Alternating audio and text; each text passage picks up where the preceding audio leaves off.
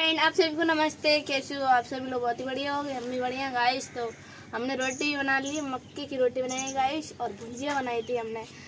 तो अभी तो हमने सारा काम कर लिया, और झाड़ू लगने के लिए रह गई, और पोता लगाने के लिए रह गए गाइस, और बर्तन मजने के लिए फिर हम सारा काम करेंगे। तो पहले लगा लेते हैं गाइस हम झाड़ू, उसके बाद पूरा बटोरी पूरा करके उसके बाद पोता लगाएंगे, फिर बर्तन मारेंगे। हमारी वीडियो बने ना, ज़्यादा सपोर्ट करना, लाइक कमेंट शेयर करना, ठीक है। आप सभी लोग कम सपोर्ट करते हैं, ज़्यादा सपोर्ट करना, जैसे पहले करते जैसे सपोर्ट करना गाइस।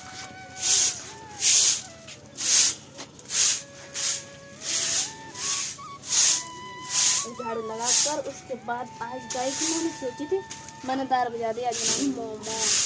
आप सब लोग खाने के लिए तैयार है। मैं पहले झाड़ू लगाऊंगा, फिर लगाकर उसके बाद तो देखिए गाइस, आप सभी को मोमोज की वीडियो अगले ब्लॉग में मिलेंगे, ठीक है। इस ब्लॉग में नहीं मिलेंगे, दूसरे ब्लॉग में आप देखना, कल पड़ेगी।